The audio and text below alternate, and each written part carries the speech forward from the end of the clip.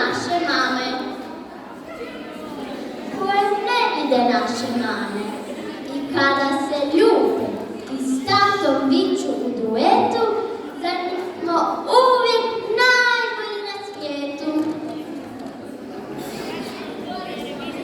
Čekaj, samo malo, oprosti, stvarno oprosti. Hoćeš se već jednom smiriti? Hoćeš prestati cviliti?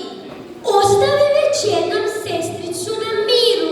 Ne skači po novom klaviru. Ruku na usta kad zjevaš i kad kešeš. Zar cipele svoje se zastorom brišeš? Ne viči, senku ćeš probuditi.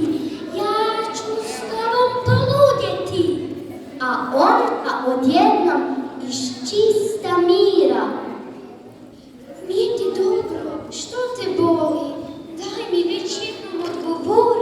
Nije ti dobro, mazice mala, moj dobri dečko, što bi ti dala?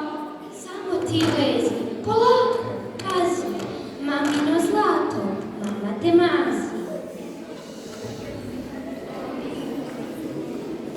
A za to vrijeme u školi. Bog svima, nisam pojeo juhu i špinat, za stolom sam se belio svima u inat, ali ništa zato, ja sam mamino zlato.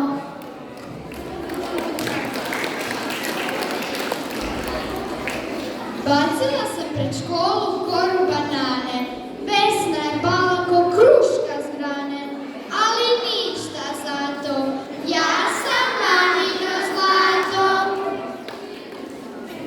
Bacila sam morskog ježa na žalo, u moje noge što ne paze malo, ali ništa zato, ja sam mamino zlato. Prskao sam travnjak, pa zavio goste, moju tortu jedu, umjesto da poste, ali ništa zato, ja sam mamino zlato.